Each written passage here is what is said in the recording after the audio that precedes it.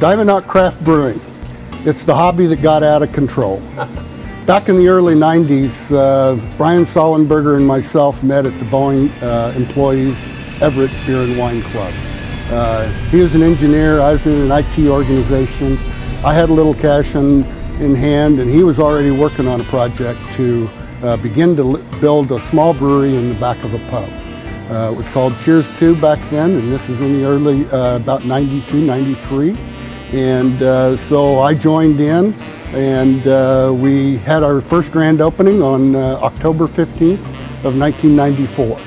And so we maintained our day jobs at Boeing. We'd keg and transfer on Saturdays, brew on Sundays, and deliver beer after work during the week. So then in 1999, we took over the pub that we were at and converted it from Cheers 2 to Diamond Knot Brewery and Ale House. We continued to brew there and distribute outside, but the brew pub side of things increased the business to the point where we could only produce what we sold in-house, and so we had to cut back on our wholesale distribution. So then in 2005, we built this facility that is our production brewery.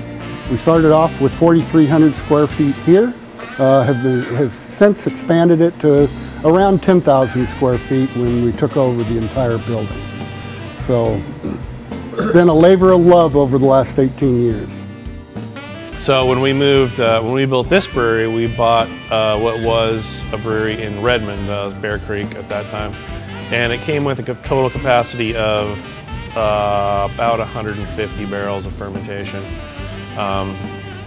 And we filled that up pretty quickly as well through the channels here, and have since blown out all those old fermenters, and we have 400 barrels now of total fermentation capacity. So 400 barrels here and 35 down the hill total. Last year we did just shy of 5,800 barrels, and the goal this year is approaching 7,000. I mean, we don't want to get to the point, you know, God bless Mac and Jacks for what they've done for themselves and the industry, but we don't want to get to the 30, 35, 40,000 barrel mark. You know, we definitely want to get bigger, and we'll have the opportunity to do so as we add more fermenters and more packaging capacity and such. But you know, we don't want to be the mega brewery. We just want to, you know, make really good, consistent beer and satisfy our customers.